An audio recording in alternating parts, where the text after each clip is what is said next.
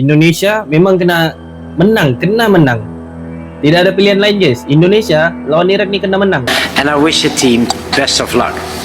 Ladies and gentlemen, Menteri Luar Negeri Kerajaan Belanda pula yang minta maaf, kan? Siapa pula ni? Patrick, kau adalah orang yang paling bodoh yang Siapa pernah buat aku siapa? kenal.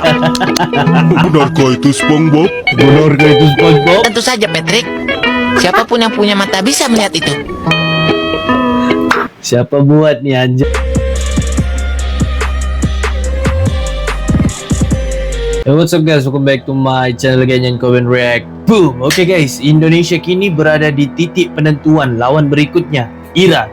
Bukan sekadar pertandingan yang biasa, tapi ujian terakhir untuk menjaga mimpi menuju Piala Dunia 2026 untuk tetap selamat masuk kualifikasi Piala Dunia tuh. Oke guys, pertanyaan sekarang, apakah persiapan tim Garuda sudah cukup matang? Sebab mau atau tidak, menang adalah satu-satunya jalan.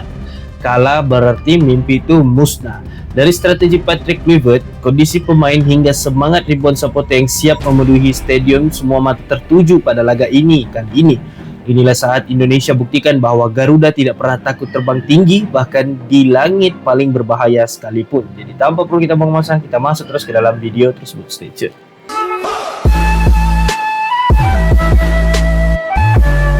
Misalnya ya, hasil sama Irak juga tidak Ini sesuai dengan perbincangan ekspektasi guys ya kita. dulu. Karena kan secara quality tim ya pasti ada gap lah, walaupun mungkin nggak terlalu besar gapnya.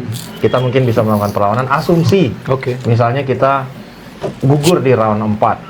Seperti apa kurang lebih menurut Bang Binder evaluasi yang harus dilakukan oleh PSSI? Nah ini sampai mana nih? Apakah sampai di pelatih atau sampai di pertanggungjawaban orang-orang yang mendorong kemarin dilakukan perubahan? Ya artinya apakah dari PSSI atau pelatih? Kalau soal pelatih, kalau feeling gue, mungkin gue salah. Kemungkinan Kluivert tidak akan dipecat. Apapun ini hasilnya, nanti, hasil negatif ya. Kita bicarakan hasil kecuali negatif. dibantai Edan kali ini ada kemungkinan kali. Karena gue mengacu kepada Gerald Vandenberg yang gagal total, tapi tetap disupport, tetap dipertahankan sesuai durasi kontrak. Ya kan? Iyalah, artinya ya memang PSSI ingin menjalankan durasi kontrak itu dengan coba untuk membentuk yang namanya apa itu serata timnas ya, karena sekarang kan semua Belanda kan, mulai dari Dirtek. Jadi kalau feeling gua kemungkinannya kecil Kluivert dipecat, mau dibantai kayak mau diapa kayak, kemungkinannya kecil. Ya kan, walaupun supporter kita pasti akan bersuara, gak mungkin tinggal diam dong. Karena sekarang begini mas, gue nanya ke lo, di depan lu nih kesempatan, lu untuk naik jabatan. Tapi lu harus melakukan 3 assignment yang berat, dan time deadline-nya itu sangat padat. Atau lu dikasih waktu nanti 2 tahun lagi dengan timeline yang lebih panjang. Lu sebagai profesional, lu akan milih timeline yang pendek, yang ini depan mata lu nih. Hidup lu nih bisa berubah nih. Atau lu tunggu 2 tahun lagi yang lu belum tahu kepastiannya seperti yang apa. pendek lah Bang Binder. Itu kan. Yang pasti lah. Namanya kita profesional ya pengen outcome terbaik secepat mungkin. Jadi bagi kita, waktu Piala Dunia depan mata, kenapa kita harus tunggu 2030 mas? Fair. I'm talking fair. Bukannya gue ingin menjelekkan seseorang atau membela seseorang. Mayoritas supporter kita nih mau. Ayolah kalau bisa sekarang. Tapi feeling gue kemungkinannya kecil. Kluivert akan dipecat. Kalaupun gagal mau dibantai berapapun, dia tetap akan dipertahankan. Boleh jadi. Walaupun netizen kita akan bersuara. Walaupun Nah, netizen kalau soal dari PSSI ya, PSSI memang punya hak itu untuk evaluasi pelatih, untuk mengontrak pelatih baru, untuk memecat pelatih. Tapi sekarang dengan adanya Dirtek, berarti ya secara logis Dirtek yang akan mengevaluasi Kluivert. Artinya keputusan Dirtek berani kan dipecat Kluivert? Kan ada Gerald Vandenberg pun enggak kan? Dipertahankan. Kalau menurut gue ya, kan sebenarnya sama-sama Belanda kan? Iya, maksudnya ada Pastor, ada Lanzat kan. Sebenarnya kan rumornya yang menjadi apa brain dari taktikalnya kan Pastor. Sorry gue potong, saya hebat apa Alex Pastor? Menurut lu pas nggak untuk menangani timnas Indonesia di fase ini? Di fase ini secara magnitude menurut gue belum. Apabila misalnya. Tapi apa pandangan kamu guys? Aku mau dengar dari pandangan kamu lah sebagai rakyat Indonesia. Apa pandangan kamu? Patutkah Patrick Kluivert tuh dipertahankan dan digantikan dengan Alex Pastor, atau patutkah Patrick Kluivert tuh dipecat ya? Nah itu pandangan kamu ya. Aku tak boleh cakap apa-apa sebab itu pelatih kamu. Pelatih kamu, pelatih Indonesia. Jadi aku boleh suruh kamu bagi pandangan di laman komen je lah. Kan? Tapi kalau kamu tengok sudut pandangan aku, ya kita boleh katakan memang Alex Pastor tu dia bagian strategi apa, macam bagian otaknya lah semua. Tapi mungkin aku boleh katakan Alex Pastor belum boleh sampai di level itulah. Maybe lah, ini mungkin lah. Ini sebab kita belum nampak juga dia punya cara handle tim apa semua kan. Tapi kalau dari pandangan kamu lebih oke lagi kalau bagi pandangan sebab kamu tinggal di Indonesia dan kamu tahu apa yang terjadi di sana.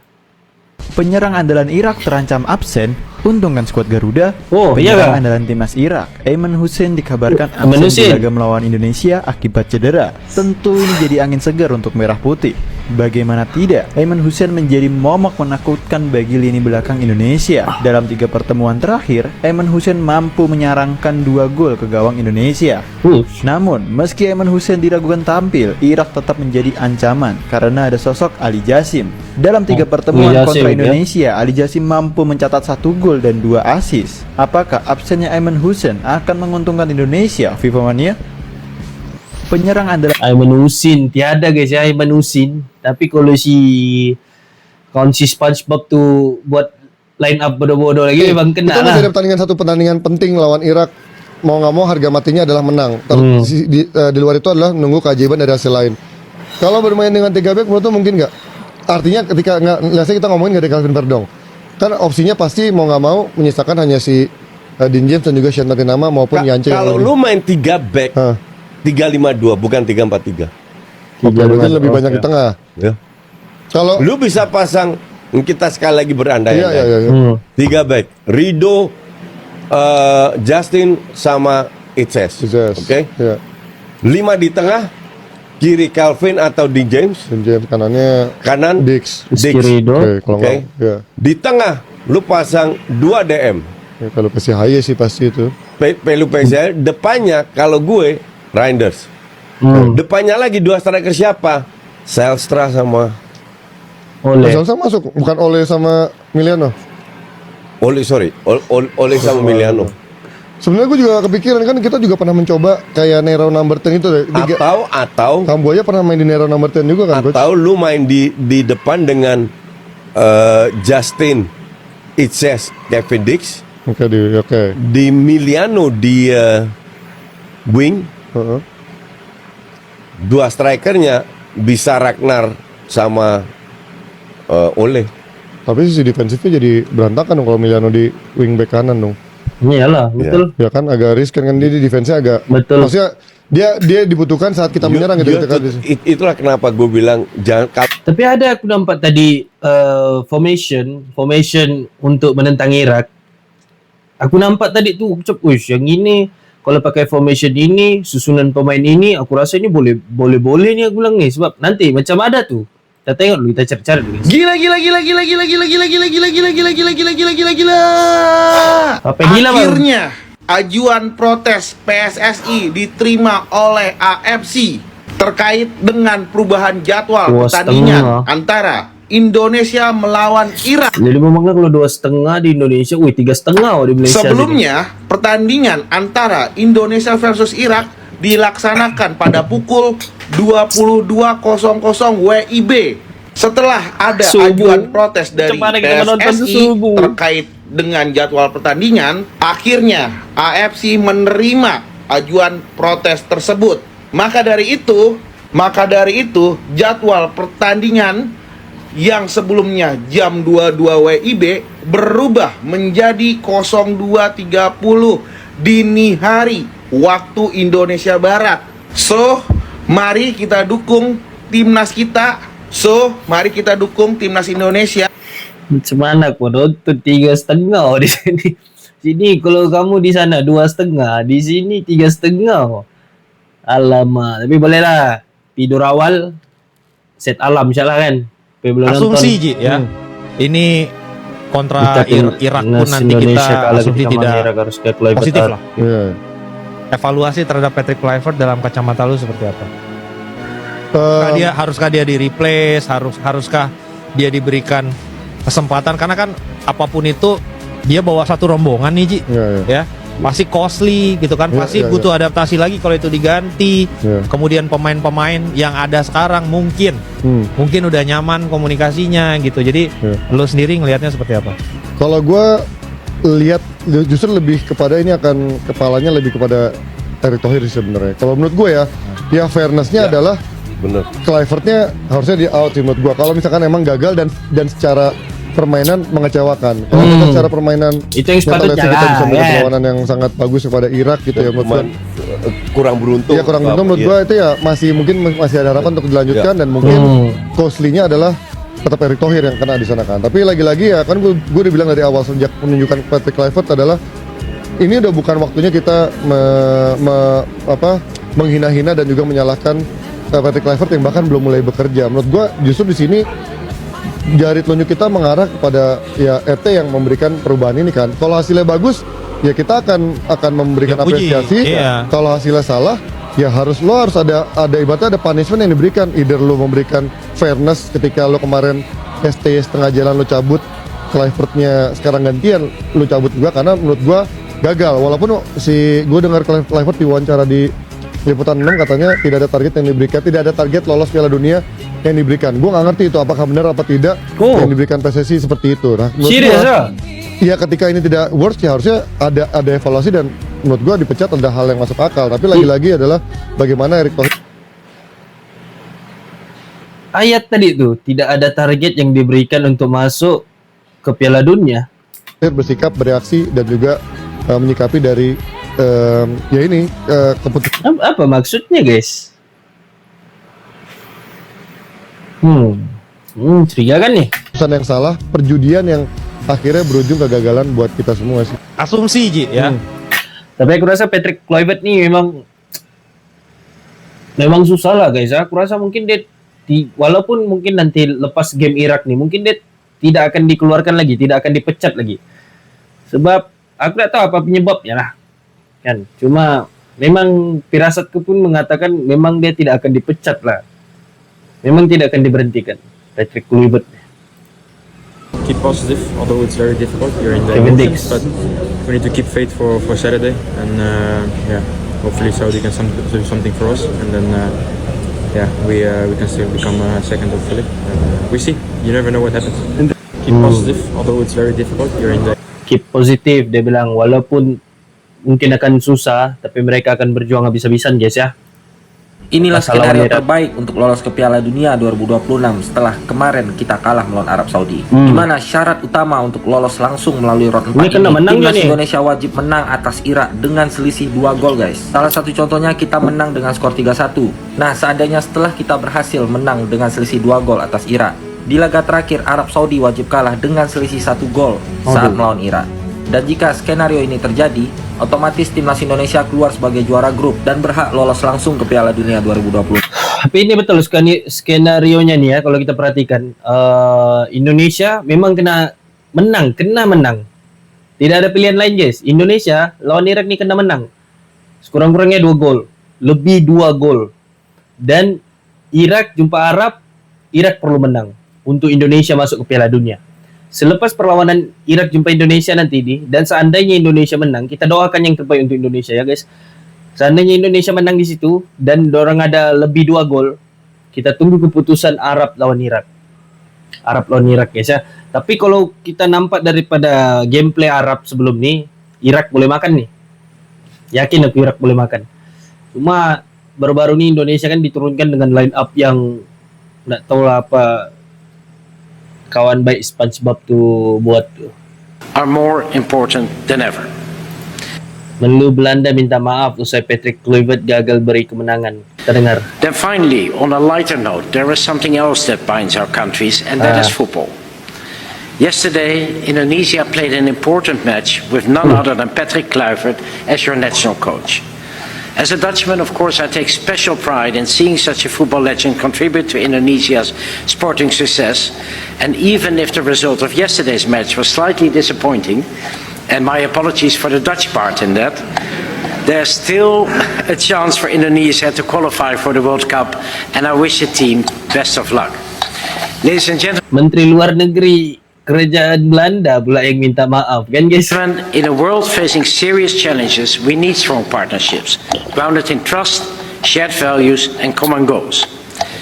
In Indonesia, the Netherlands sees not only a trusted friend, but a strategic partner, and let us continue to build on a greener, safer and more inclusive world together. Thank you. Aduh, Menteri Luar Negeri pula yang minta maaf gara-gara Patrick Kluivert buat hal. Ini nih formasi yang udah keren banget yang harus digunakan oleh si SpongeBob nanti pas lawan Irak ya. Mau gak mau, setuju gak setuju, memang kita itu cocok pakai 3 back. Trio Justin Hapner, Jay Ijes dan Rizky Ridho ini sudah teruji dan sudah kompak banget dari awal kualifikasi sampai sekarang. Itu trio ini wah, chemistry-nya ya gak usah diragukan. Sayap back ada Verdong dan Kevin Dix. Kalaupun Verdong gak fit ya bisa digantikan Sain Matiyama ataupun Dan James. Lini tengah harus dikunci, harus Haye sama Pelupesi. Di depan ada Romeni, Emiliano Jonathans, dan di sini ada opsi Dan James jadi sayap. Ya bisa juga diganti dengan Ragnar. Gimana menurut kalian? Apakah kalian? Jadi apa menurut kamu lah guys ya, kalau kamu tanya aku, yang inilah tadi aku nampak inilah posisi bagi aku yang cukup padu sudah nih. Kenapa aku ucap begitu? Sebab kalau kita lihat di sini, ini striker tajam sudah nih ya, bagian serangan ini cukup tajam. Dan James, Emiliano Jonathan sama Oli Romeni. Oh, ini gantikan 3 orang nih. Kalau orang tebuk hari itu, kalau ini yang diturunkan lawan Arab hari itu, dan posisi Dan James di sini memang meletup. Serius aku ucap. Terbongkar Arab punya defense ya. Sebab orang ni di sini kalau aku nampak ni 3 orang ni laju guys ya, laju. Dan kalau kita nampak di sini Kevin Verdong, Joy Pelupesi, Tom Hay dan Kevin Dix ni pula, dorang punya pengalaman cukup luas sudah nih. Yang 4 orang ni memang kena wajib beginilah position guys ya. Dan ini 3 ni dapat diragukan lagi lah. Ini gandingan yang cukup kita kenal sudah macam mana gameplay orang. Oke, jadi apa pandangan kamu? Kalau aku position begini, ini yang aku setuju. Sebab ini adalah salah satu position yang kalau kita nampak pun perlawanan akan jadi perlawanan yang sungguh ngeri. Inilah position yang aku cakap tuh. Siapa pula nih? The first time that I came here and the last time I'm looking at the whole picture. Who's going to Aduh. So tomorrow we'll see what's going to happen. I think it's not necessary to say who's playing. Tak semangat kita tu bos. The first time that I came here and the last time. Kau jaga kau lagi ya. Kau Patrick kau jaga kau lagi. Kau buat line up sembarangan. Memang kau kena lah. Kau sudah tahu ada kau punya player-player yang bagus. Kau simpan pula di bangku cadangan. Aduh. Okay, kita ambil lah kan. Contoh lah. Itu sebagai strateginya lah. Mungkin player-player bagus dia simpan sebagai cadangan. Lepas tu dia kasih masuk player cadangan tu masuk ke dalam line up. Jadi main mungkin babak kedua dia patut tukar, tapi dia silap, lambat pertukarannya. Kau tengoklah dia tukar minit-minit keberapa yang memang kau tak boleh buat apa-apa sudah. Tak tahu lah Patrick nih. Kalau Patrick Kluivert dipecat setelah menghadapi Irak, nanti misalkan dia kalah, lalu bukan hanya kalah, main hancur-hancuran, gak ada sistem, salah pilih pemain, kira-kira siapa penggantinya? Yang jelas gue bilang kalau mau dipecat ya Patrick Kluivert aja. Entah mau diganti si Alex Pastor yang naik ke pelatih utama, silahkan. Tapi gua rasa tidak elok kalau dipecat semua dan diganti misalkan STY masuk dengan bawa gerbong Koreanya. Kan dia nggak mungkin masuk sendiri, dia pasti bawa gerbong Koreanya juga. Jadi itu semua diganti lagi staffnya. Dia bawa anggotanya lah. Buang waktu, buang duit. Kita bukan kayak Saudi yang oke, Mancini nggak perform, pecat satu, ini ganti semua, gantinya kita bisa bayar. Enggak, kita itu secara keuangan juga nggak sebagus itu.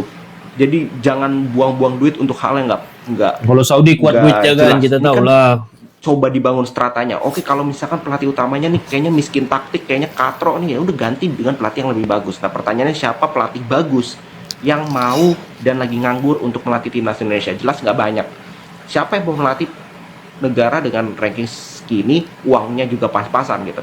Oke, antusiasme sepak bolanya besar, tapi kan pelatih juga memikirkan soal resiko. Kalau gagal, ya dihajarnya juga besar, ya kan?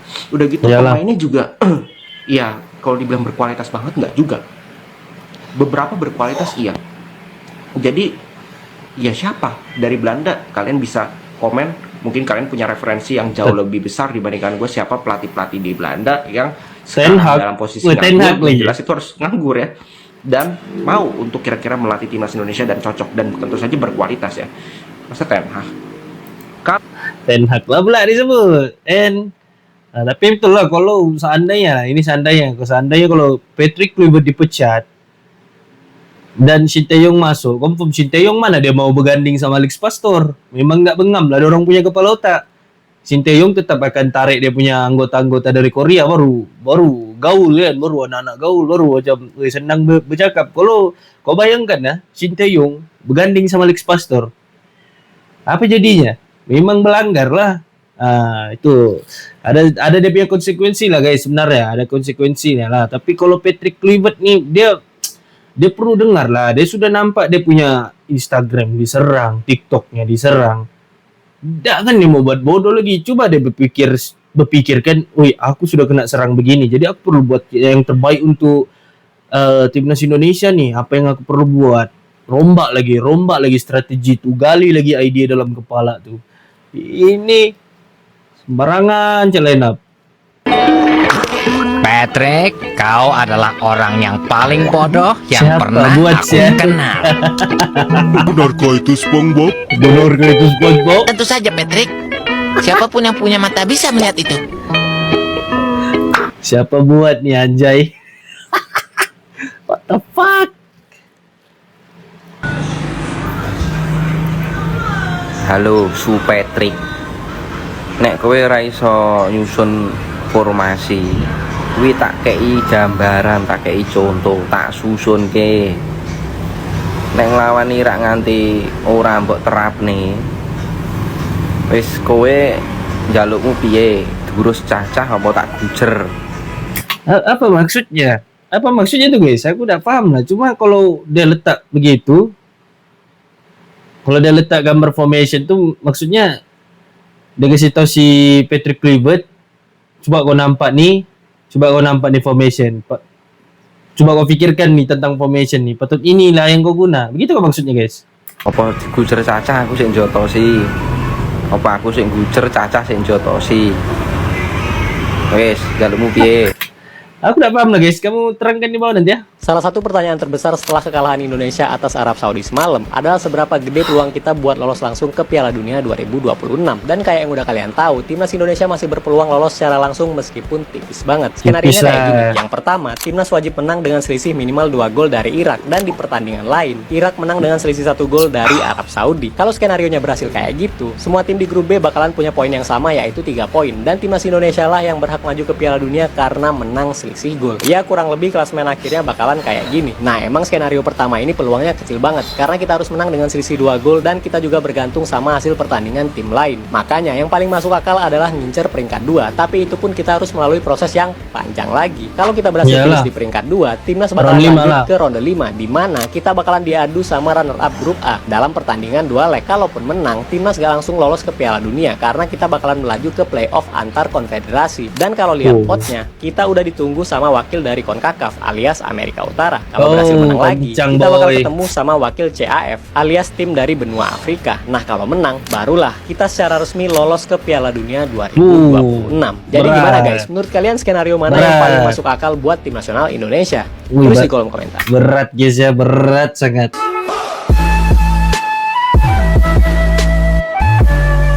Alright guys, jadi sampai sini reaction aku. Jadi apa pandangan kamu? Patutkah Patrick Kluivert stay dengan timnas Indonesia atau patutkah dia dipecat? Tapi kalau kamu tanya pandangan aku, dia tidak akan dipecat guys. Dia tidak akan dipecat ya. Sebab aku tak tahu lah sebab-sebabnya. Mungkin kamu yang lebih tahu lah kan.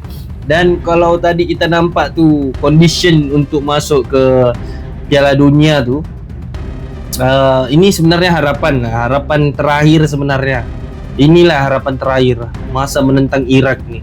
Kalau Indonesia dapat 2-0 kah, 3-1 kah, yang penting berselisih 2 gol. Yang penting Indonesia ada 2 gol dan selepas itu tunggu keputusan Irak menentang Arab.